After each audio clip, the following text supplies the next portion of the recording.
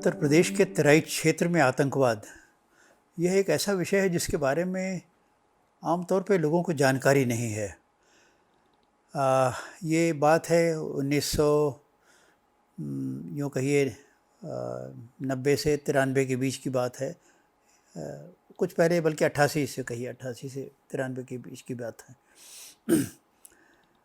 ये तराई का क्षेत्र, जैसा कि आपको शायद मालूम हो, ये वो क्षेत्र है उत्तर प्रदेश का। और मैं उस उत्तर प्रदेश की बात कर रहा हूँ जब कि प्रदेश का विभाजन नहीं हुआ था, और जो वर्तमान उत्तराखंड है वो भी उत्तर प्रदेश में ही था।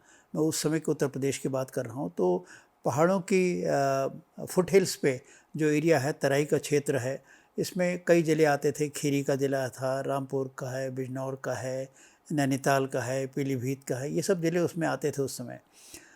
तराई का क्षेत्र अगर भौगोलिक दृष्टि से देखा जाए तो वो उसका क्षेत्रफल लगभग पंजाब के बराबर ही था, और आबादी भी दोनों की करीब 1.5 और 2 करोड़ के बीच में पंजाब की और तराई क्षेत्र की थी। तो इस तरह से क्षेत्रफल और आबादी के हिसाब से दोनों ही मतलब तुलनात्मक थे, कंपैरेबल थे।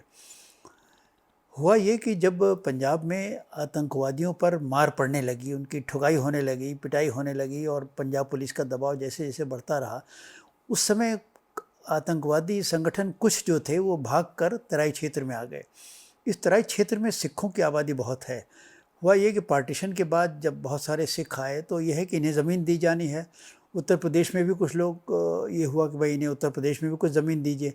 तो उत्तर प्रदेश तो ऐसे बड़ा डेंसली पॉपुलेटेड स्टेट है, कहीं ज़मीन थी नहीं, पर तराई का क्षेत्र जंगलों से आच्छादित था और कोई वहाँ खेती बाड़ी होती नहीं थी।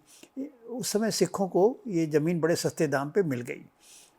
सिख मेहनती कौम है, इन्होंने वहाँ पे अपना जंगल साफ़ करके खेती बाड़ी की और समृद्ध हो गए, और जैसे जैसे समृद्धि वहाँ बढ़ती रही और सिख आते गए। तो इस तरह सिखों की काफ़ी आबादी तराई क्षेत्र में हो गई थी।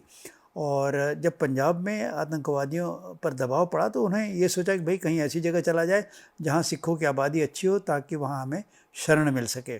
तो बहुत सारे आतंकवादी संगठन और उनके नेता यहाँ तराई क्षेत्र में आ गए। खालिस्तान कमांडो फोर्स के, Bhindranwale tiger force of Khalistan के, ये काफ़ी आदमी जो पंजाब पुलिस से डर के मारे भागे तो इधर आ गए।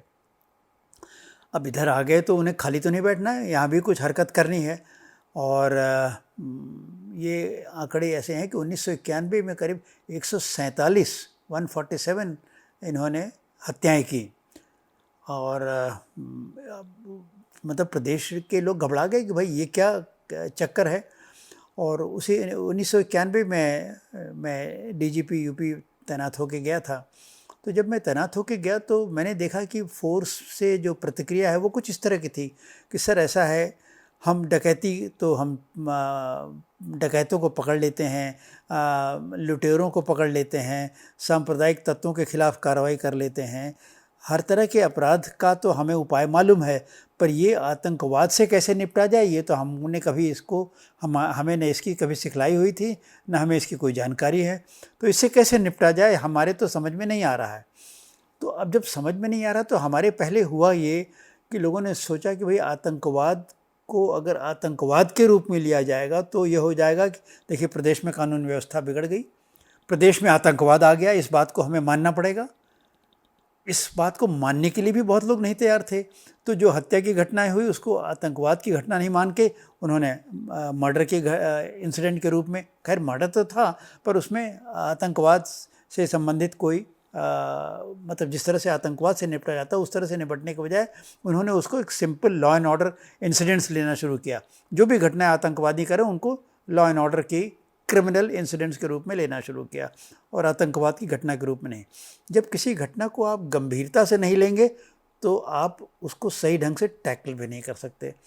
तो नतीजा ये हुआ कि मतलब आतंकवाद धीरे धीरे बढ़ता रहा, और पुलिस एकदम जिसे कहते हैं हाथ पैर फूले हैं कि भाई ये क्या मुसीबत है। हम तो अभी तक तो लिटेररी डकैतों से शामिल का सामना करना पड़ता था, वो तो ठीक था, पर अब ये आतंकवादी आ गए, इनसे कैसे निपटा जाए। अच्छा, मेरी तैनाती उस समय उत्तर प्रदेश में हुई, और तैनाती के पहले मैं 4 साल पंजाब के आतंकवाद में तप चुका था। आतंकवाद अपनी चरम सीमा में था पंजाब में। 87 से 91 तक, उस दौरान मैं पंजाब में ही तैनात था और inspector general border security force की हैसियत से बॉर्डर की सुरक्षा तो थी ही, और 2 ज़िले भी हमको दिए गए थे कि इसमें यहाँ आप एंटी टेररिस्ट ऑपरेशंस करिए। तो एंटी टेररिस्ट ऑपरेशंस भी हम लोगों ने खूब किए, और हमारे सामने मतलब आतंकवाद हर ज़िले में था। और जालंधर से जब मैं सीमा की ओर जाता था तो पूरे आतंकवाद प्रभावित जनपदों को पार करते हुए जाता था, और हमारे जवान जो थे वो मतलब पूरी तरह से आतंकवाद से लड़ने के लिए सक्षम थे और हर स्थिति से निपटने के लिए तैयार थे। तो हमें आतंकवाद का 4 साल तक पंजाब में अनुभव हुआ। उसके बाद हमें भारत सरकार ने असम भेज दिया था।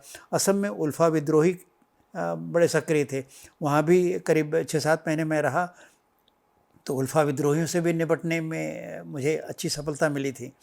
तो जब पंजाब और असम का अनुभव लेके मैं उत्तर प्रदेश आया तो मैंने कहा भाई देखो, आतंकवाद, पहली बात तो यह है कि सरकार से मैंने मतलब मुख्यमंत्री से कहा, देखिए सर श्रीमान, इसको आतंकवाद के रूप में लेना पड़ेगा और इसको लॉ एंड ऑर्डर इंसिडेंट्स के रूप में लीजिएगा तो इससे कभी नहीं आप पार पाइएगा। तो उनका ठीक है, इसको अब हम आतंकवाद की ही संज्ञा देंगे। तो आतंकवाद को, पहली बात तो आतंकवाद से निपटने के लिए मैंने राज्य सरकार को राजी किया। अब पहले राज्य सरकार को मानसिक दृश्य तैयार कर लिया, उसके बाद अब सवाल ये था कि अपनी पुलिस बल को कैसे हम तैयार करें, एक ऐसा पुलिस बल जिसको आतंकवाद से निपटने का कोई अनुभव नहीं था। तो मैंने क्या किया, एक पुस्तिका बनाई कि आतंकवाद से कैसे निपटा जाए। उस पुस्तिका में मैंने अपने अनुभव से बहुत सारी बातें उनको लिखी, और एक तरह से ये हुआ कि जिन जवानों को आतंकवाद प्रभावित क्षेत्रों में हैं उन्हें वो इस पुस्तिका को ज़रूर पढ़ें। साथ ही साथ मैंने एक और काम किया, जितने अपने ट्रेनिंग इंस्टीट्यूशंस थे, अपने सीतापुर में ट्रेनिंग इंस्टीट्यूशन थे, मुरादाबाद में ट्रेनिंग इंस्टीट्यूशन थे, मैंने कहा भाई बाकी सारी ट्रेनिंग बंद करो।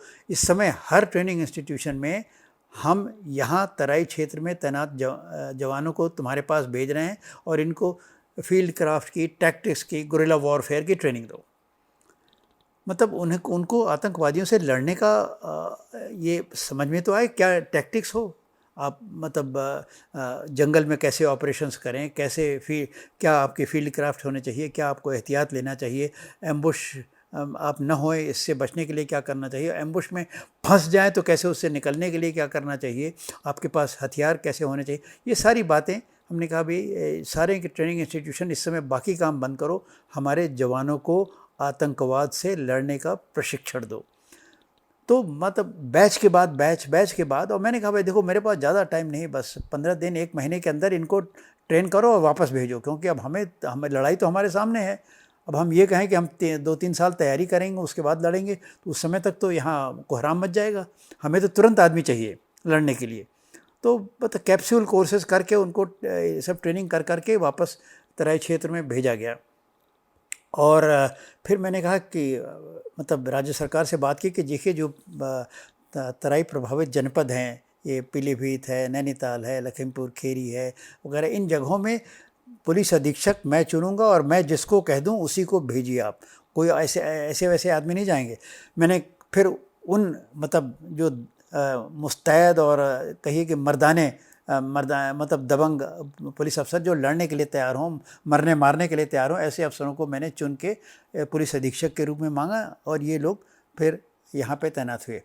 सबऑर्डिनेट रैंक्स को उत्साहित करने के लिए मैंने कहा जो विशेष तौर से अच्छा काम करेगा, आउटस्टैंडिंग काम करेगा, उसको आउट ऑफ टर्न प्रमोशन मैं दिलवाऊंगा। और राज्य सरकार से मैंने इसका अधिकार ले लिया कि आउट ऑफ टर्न प्रमोशंस मैं दूंगा जो अपने आप को आतंकवादियों के खिलाफ लड़ने में डिस्टिंग्विश करते हैं। और कुछ थाने जहाँ जो प्रभावित जनपद में अगर थानों की कमी है और प्रभावित क्षेत्र हैं तो वहाँ थाने, चौकियाँ और एक्स्ट्रा खुलवाया, उनको अधिक जनशक्ति की दी गई, उनकी मोबिलिटी के लिए उनके लिए और गाड़ियाँ दी गई, उनकी संचार व्यवस्था जो कम्युनिकेशन सिस्टम है उसको और इम्प्रूव किया गया। ये सब मतलब उनको जो साज सज्जा है उनकी पूरी तैयार की गई। AK-47 राइफ़ल्स मांगी गई, वो दिया गया। अब ये सब जब मिल गया, गाड़ी भी मिल गई, संचार व्यवस्था भी अच्छी हो गई, AK-47 जिसको मिल जाए वो तो समझता था कि अब तो हम किसी से भी लड़ सकते हैं, चलो AK-47 भी मिल गई। और जब इस तरह से उनका मनोबल बढ़ा, उनको आउट ऑफ टर्न प्रमोशन का भी थोड़ा लालच रहा कि चलो कुछ अच्छा काम करो तो एकदम फटाफट हमारी तरक्की हो जाएगी। नौकरी में तरक्की से ज़्यादा और क्या कोई उम्मीद करता है। तो इस तरह से मैंने पुलिस बल एक तो अच्छे पुलिस अधीक्षक तैनात किए, और सबऑर्डिनेट रैंक्स को उत्साहित किया, और जो इंफ्रास्ट्रक्चर है उनका लड़ने का वो सब हमने सुनिश्चित किया कि उनको मिले। ये सब दिया। इसके ये जब दिया तो धीरे धीरे परिणाम आना शुरू हुए। एक स्टेज ऐसा आया मुझको, बाद में मैं तो लखनऊ में था, मुझको ये खबर आई कि साहब बहुत सारे कप्तान साहब जो हैं, एसपी साहिबान हैं, वो डर के मारे निकलते नहीं हैं और जंगल में नहीं जाते हैं। अब मैंने कहा भाई इसका क्या उपाय है। मैंने सोचा इसका एक ही उपाय है। मैं खुद गया तराई। मैंने कहा कि सारे जितने पुलिस अधीक्षक थे उनको बुला रखा था, और मैंने कहा आज की तारीख में जंगल में कोम्बिंग होगी और हम लोग सूर्योदय के पहले शुरू हो जाएंगे और शाम तक हम लोग, दोपहर के बाद तक हम लोग कोम्बिंग करते रहेंगे। और सारा क्षेत्र बट गया कि इस क्षेत्र में आप कोम्बिंग करोगे, इस क्षेत्र में आप कोम्बिंग करोगे। सब एसपीज को बांट दिया गया कि सब लोग निकलो एक साथ। और मैं कहूँगा मैं खुद कोम्बिंग में निकल रहा हूँ। मैं डायरेक्टर जनरल पुलिस, शायद इतनी बड़ी कोम्बिंग किसी डीजीपी यूपी ने नहीं की होगी जो उस समय मैंने की तराई क्षेत्र में। मतलब पूरा एक तरह का हाका लगा कि एरिया को हम लोग क्लियर कर देंगे, और जहाँ कहीं आतंकवादी मिले तो फिर ठीक है, आमने सामने हो जाए, 2-4 हाथ हो जाएं। तो खैर आतंकवादियों को जब खबर मिली कि इतने बड़े कोम्बिंग है तो खैर भाग के कहाँ छिप गए हमें मालूम नहीं, क्योंकि उस दिन हमें कोई मिला नहीं, कहीं आमना सामना हुआ नहीं। और हम लोग सारे गांव एक एक करके छानते हुए चले गए। और हमें याद है उस समय काफ़ी बारिश भी हो गई थी, और कई जगह तो हमें घुटने तक पानी में करते हुए एक मतलब एक मार्शी ट्रैक था, वो सब कहीं दलदल सा था, कहीं पानी भरा है, कहीं खेत में है, सब ऊबड़ खाबड़ करते हुए सुबह शाम जैसे तैसे। मैंने कहा ठीक, लोगों ने हमको रेनकोट दे दिया। मैंने कहा ठीक है, रेनकोट वगैरह ठीक है, पर चलो आज तो ये सब जो जवान जो कष्ट झेलते हैं वो सारे मैं झेलूँगा। तो इस तरह करके सुबह से शाम तक, दोपहर के बाद तक, अपराह्न तक हम लोग कोम्बिंग करते रहे। इसका जो नतीजा हुआ, अब सिपाही से लेके कप्तान साहब तक लोगों को ये लगा कि भाई जब डायरेक्टर जनरल पुलिस, हमारे डीजीपी इस उम्र में, अब मैं उस समय शायद 56 साल का हो गया था, मैं ये जब खुद कोम्बिंग कर रहे हैं, उस समय 58 में हम लोग रिटायर हो जाते थे, ये खुद कोम्बिंग कर रहे हैं तो बड़े शर्म की बात है अगर हम नहीं जाएं। फिर जवानों में भी उत्साह का संचार हुआ और सब ने फिर बाद में जोश के साथ काम करने लगे। कुछ दिनों बाद मुझे सकारात्मक परिणाम आने लगे, और जो उनके आतंकवादियों के जो सरगना थे, बलविंदर सिंह थे, सुरेंद्र सिंह थे, यदविंदर सिंह थे, ये कई आदमी, ये सब धीरे धीरे इनका सफाया होने लगा। और हमें एक जो फीडबैक मिला, जिसको आज भी मैं गर्व से बहुत अच्छा याद करता हूँ, हमें याद है home secretary government of India के यहाँ एक मीटिंग हो रही थी, और उस समय हमें मदद के लिए 2 बीएसएफ की बटालियंस भी दी गई थी। उस समय मैं बीएसएफ में अभी नहीं था, एक आईजी के रूप में हो चुका था, पर डीजीपी था, डीजीपी यूपी था, तो मतलब बीएसएफ से उस समय मेरा कोई डायरेक्टली लेना देना नहीं था। तो उस मीटिंग में होम सेक्रेटरी थे, मैं था, और कुछ और होम डिपार्टमेंट के, होम मिनिस्ट्री के कुछ अधिकारी थे, और बीएसएफ से एक आईजी ऑपरेशंस आए थे। तो बीएसएफ की 2 इकाइयाँ वहाँ तराई क्षेत्र में सक्रिय थीं। उन्होंने मीटिंग के दौरान एक वाक्य आईजी ऑपरेशंस बीएसएफ ने जो कहा, वो मुझे आज तक नहीं भूला है। और उन्होंने ये पूछा कि साहब, होम सेक्रेटरी थे मिस्टर एन वोहरा, उन्होंने पूछा कि पीएसी ठीक काम कर रही है? मतलब पीएसी की इकाइयाँ हमने ट्रेन करके लगा रखी थी और बहुत अच्छा काम कर रहे थे वो। पीएसी के बारे में लोग बहुत सारी अनर्गल बातें करते हैं, मैंने देखा। आप सही ढंग से ट्रेनिंग दीजिए, सही ढंग से इनको मोटिवेट करिए, सही ढंग से लीड करिए, देखिए फिर ये क्या नहीं कर सकते, ये मतलब आसमान से तारे तोड़ के आपके लिए ला सकते हैं। तो खैर मीटिंग चल रही थी, वोहरा साहब मीटिंग ले रहे थे, आईजी ऑपरेशंस बैठे थे बीएसएफ के, मैं बैठा था, कुछ और अधिकारी लोग बैठे थे। तो एनएन वोहरा ने पूछा कि पीएसी कैसा काम कर रही है? तो आईजी बीएसएफ ऑपरेशंस ने ये कहा कि सर, इस समय पीएसी उतना ही अच्छा काम कर रही है जितना कि बीएसएफ की टुकड़ियाँ काम कर रही हैं, बीएसएफ के बटालियंस काम कर रहे हैं। मैंने सोचा कि इससे बड़ा कॉम्प्लीमेंट, और एक बीएसएफ का अधिकारी जो दे रहा है, इससे बड़ा कॉम्प्लीमेंट और मिल नहीं सकता था कि यूपी पीएसी के बटालियंस उतना ही अच्छा काम कर रही हैं जितना अच्छा कि बीएसएफ की बटालियंस तराई क्षेत्र में कर रही हैं। एक बहुत ये इस बात का मैं उल्लेख इसलिए कर रहा हूँ कि उस समय पीएसी जो बटालियंस हमने लगा रखी थी, बड़े जोश से काम कर रही थी, और उन्हें मतलब किसी बात की परवाह नहीं थी। और चूँकि वो इलाके के आदमी थे, इसलिए उनको मतलब क्षेत्र की जानकारी भी अच्छी थी, भाषा की भी जानकारी थी, और उन्हें मतलब कोई दिक्कत नहीं थी, और बहुत उन्होंने शानदार काम का परिचय दिया। ये सब शानदार काम के धीरे धीरे सकारात्मक परिणाम आने लगे। फिर एक और बात जिसकी ओर मैं विशेष तौर से उल्लेख करना चाहूँगा, सितंबर 91 के महीने में मुझको एक निमंत्रण आया। नैनीताल के पास एक गुरुद्वारा नानक मता है, वहाँ से निमंत्रण आया। वहाँ के ग्रंथी ने मुझे निमंत्रण भेजा कि साहब आप यहाँ आइए, प्रकाश सिंह साहब डीजीपी साहब, आपको हम लोग निमंत्रण देते हैं गुरुद्वारे आने का। अब नानक माता गुरुद्वारा के बारे में जिसको नहीं मालूम उसको मैं बता दूं कि नानक माता गुरुद्वारे का नैनीताल के पास जो है उसका वही स्थान है जो पंजाब में गोल्डन टेम्पल का है। गोल्डन टेम्पल में आतंकवादियों का गढ़ था, नानक माता गुरुद्वारे में भी आतंकवादियों का गढ़ था। अब जब वहाँ जाने की बात आई तो मैं सोचने लगा कि जाना चाहिए कि नहीं जाना चाहिए। मैंने कहा जब बुलाया है तब तो जाना चाहिए, नहीं तो कहेंगे साहब डीजी साहब डर गए इसलिए नहीं आ रहे हैं, क्योंकि यहाँ आतंकवादी तो हैं ही। राज्य सरकार को मालूम हुआ कि जब इस तरह का निमंत्रण है, तो उस समय स्टेट होम मिनिस्टर थे श्री सूर्य प्रताप शाही। उन्होंने मुझसे कहा नहीं डीजी साहब आप वहाँ नहीं जाएंगे, वहाँ आपको खतरा हो सकता है। अब खैर मैं स्टेट होम मिनिस्टर की बात तो मैंने सुन ली, पर मैंने कहा भाई देखो ये बड़े ऐसी बात है, अगर मैं नहीं गया तो यही होगा कि डीजी डर गया और यहाँ नहीं आया। मैंने कहा चलो, अब मैं तो चल दिया।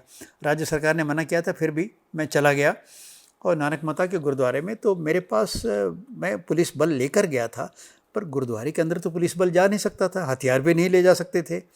तो ये हुआ कि साहब पुलिस बल जो एक कंपनी बराबर थी वो तो आप बाहर छोड़ दीजिए और आपके साथ थोड़े से 10-12 आदमी अंदर जा सकते हैं। तो मैंने कहा ठीक है। 10-12 आदमी को भी उनका ये हथियार लेके अंदर नहीं जा सकते, गुरुद्वारे के अंदर तो हथियार अलाउड नहीं है। तो उन लोगों ने भी हथियार अपने रख दिए। 10-12 निहत्थे जवान मेरे साथ गुरुद्वारे के अंदर गए और मैं गया और मेरे साथ एक एसपी भी थे, रन बहादुर सिंह। और जब मैं अंदर पहुंचा, मैंने वहाँ का जो माहौल देखा तो मैंने कहा अरे मैं कहाँ आ गया हूँ। बहुत गुरुद्वारे का बहुत बड़ा हॉल था, विशाल का हॉल था। मैंने कहा ना वो गोल्डन टेम्पल का जो स्थान है पंजाब में, वही नानक माता गुरुद्वारे का, वहाँ बहुत बड़ा हॉल था और उसमें करीब 5 से 7 हज़ार आदमी अंदर बैठे थे और बहुत संख्या में सिख थे, बहुत संख्या में सिख थे।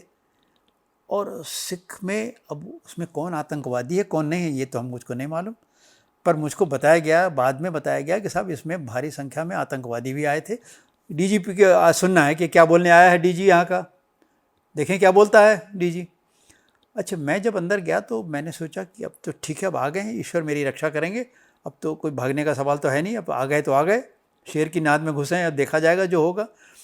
तो मुझसे मैंने सोचा, उन्होंने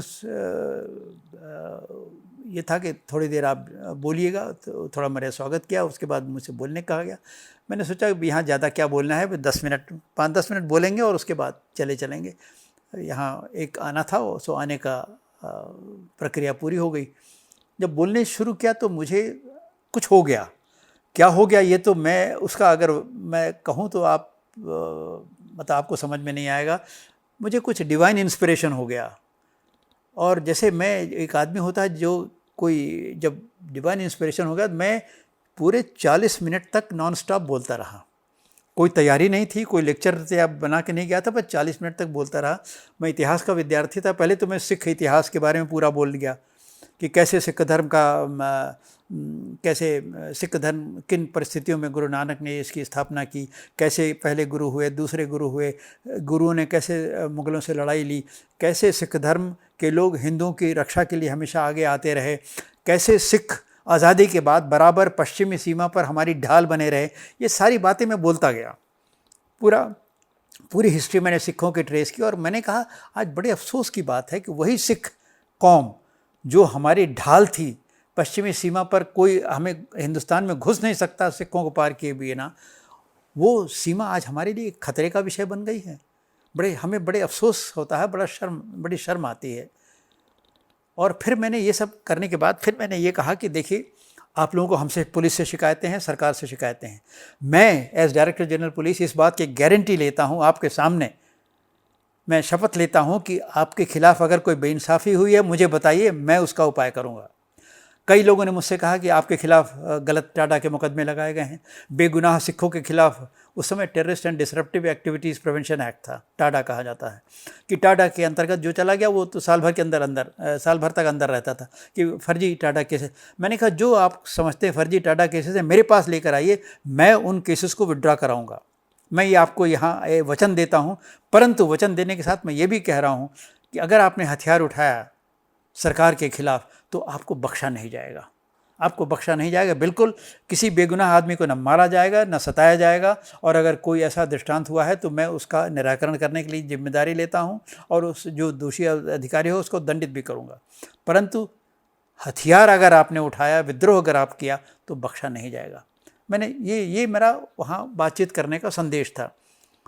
40 मिनट तक मैंने ये सब 40 मिनट में ये सारी बातें कही। मैं समझता हूँ कि तराई में के आतंकवाद के इतिहास में ये दिन और मेरा उनको सीधे संबोधित करना ये एक टर्निंग पॉइंट था। लोगों ने सोचा कि जब डायरेक्टर जनरल पुलिस इस तरह कह रहा है तो देखा जाए उसको। फिर मीटिंग के बाद मेरे सामने लोग केसेस लेकर आए कि साहब फलाना केस गलत है, फलाना केस गलत है, ये टाडा केस गलत है। करीब हम समझते 20-30 केस लेकर आए। उन केसेस का मैंने गहन अध्ययन किया और उसमें मुझे कुछ ऐसा याद पड़ता है कि करीब 15 से 20 लोगों को मैंने सरकार पर दबाव डाल के कि देखिए हमारी विश्वसनीयता का सवाल है, मैंने एक वचन दिया है, अब मेरी विश्वसनीयता का सवाल है, ये केसेस मैंने एग्जामिन कर लिए हैं, ये केसेस सही नहीं हैं, इनको विड्रॉ करिए। सरकार मान गई और वो केसेस विड्रॉ हो गए।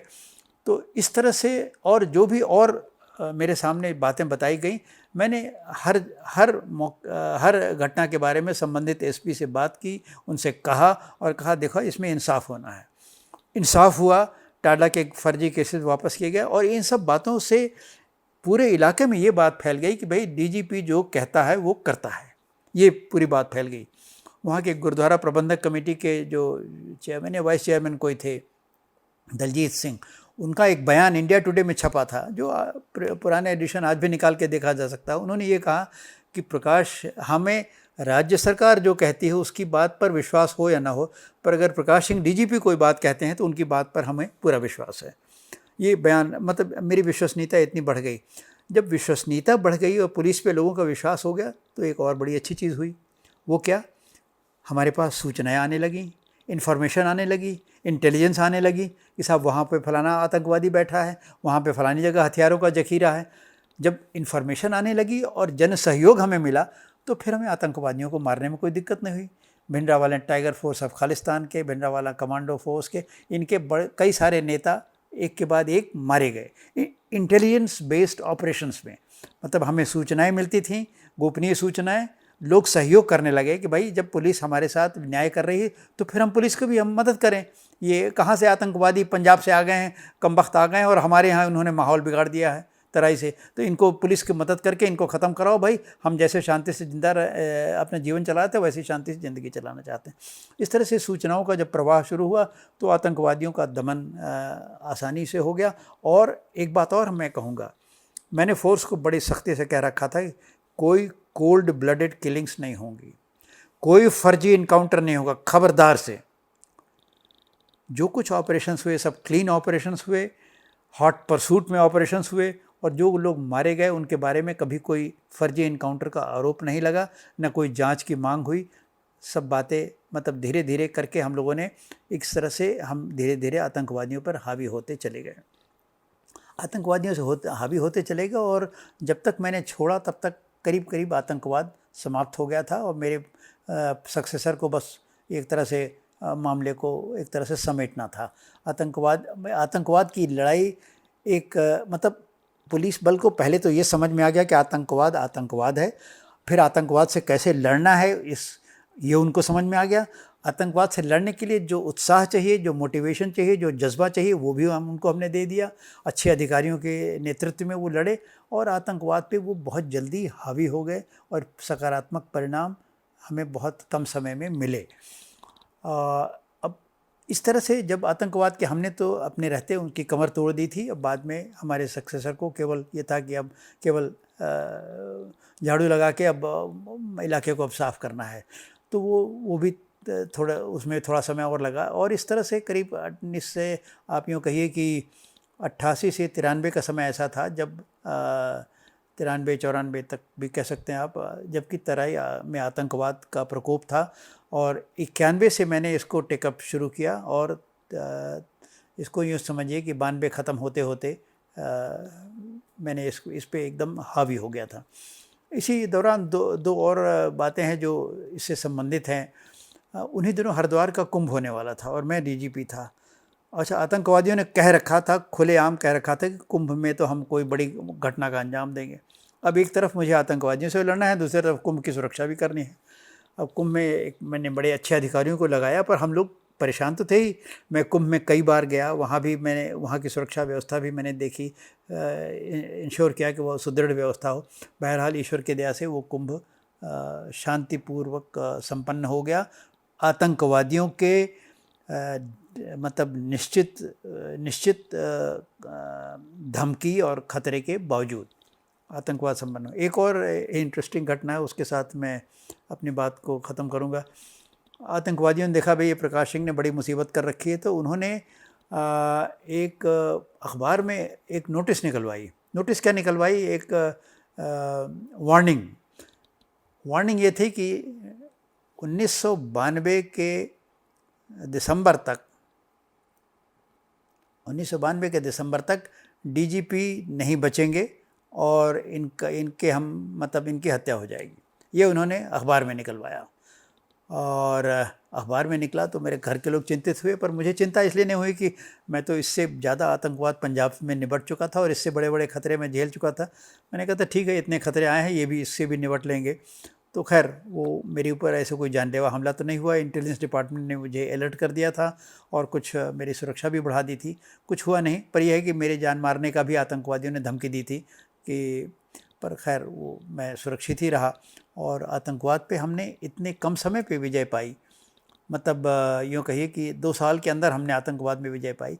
और इसीलिए अब सवाल मतलब मैंने कहा ना, बहुत लोग इसके बारे में जानते नहीं।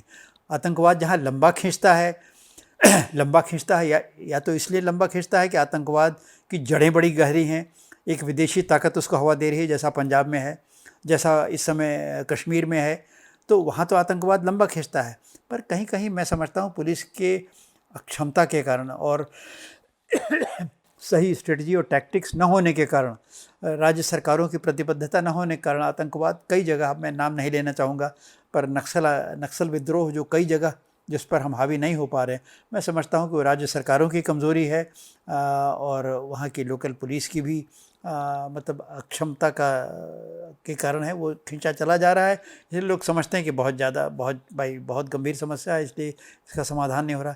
समस्या को अगर आप गंभीरता से लीजिए और कम समय में निपटा दीजिए तो उसका नुकसान ये है कि लोग समझते हैं कि शायद समस्या बड़ी आसान थी और इसलिए आसानी से निपट गई। और अब भले उसमें गंभीरता से न लें और उसको लंबा चला है तो जनता समझती शायद बहुत बड़ी समस्या थी।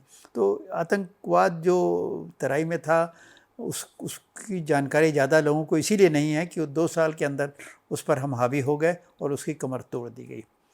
परंतु तराई के आतंकवाद का सबसे बड़ा सबक जो ये है कि लीगल और कॉन्स्टिट्यूशनल मेथड्स से और जनता का विश्वास जीतकर हमने ये लड़ाई जीती। ये बहुत बड़ी बात है। जनता का विश्वास पंजाब में भी जीता गया, पर वहाँ जो तरीके अपनाए गए थे वो फ़र्क थे और उसके बारे में आज भी विवाद होता है, कंट्रोवर्सी खड़ी होती है और लोग आरोप लगाते हैं। पर तराई में आतंकवाद जिस तरह से निपटा गया उसके बारे में न कोई मजिस्ट्रियल इंक्वायरी की बात उठी, न कोई जुडिशल इंक्वायरी की बात उठी और न उसमें कोई लीगेसी ऑफ बिटरनेस जो होती है। पंजाब में तो एक लीगेसी ऑफ बिटरनेस थी, एक मतलब कटुता की विरासत बाद में रह गई। वो ऐसी कटुता की विरासत तराई में नहीं हुई। मैंने कहा कि उसकी तराई का सबसे बड़ा सबक है एक लीगल एंड कॉन्स्टिट्यूशनल मेथड से लड़ाई लड़ी गई और जनता का विश्वास जीत के लड़ाई लड़ी गई और बहुत कम समय में उस आतंकवाद पे हमने विजय पाई। ये तराई का सबसे बड़ा सबक है।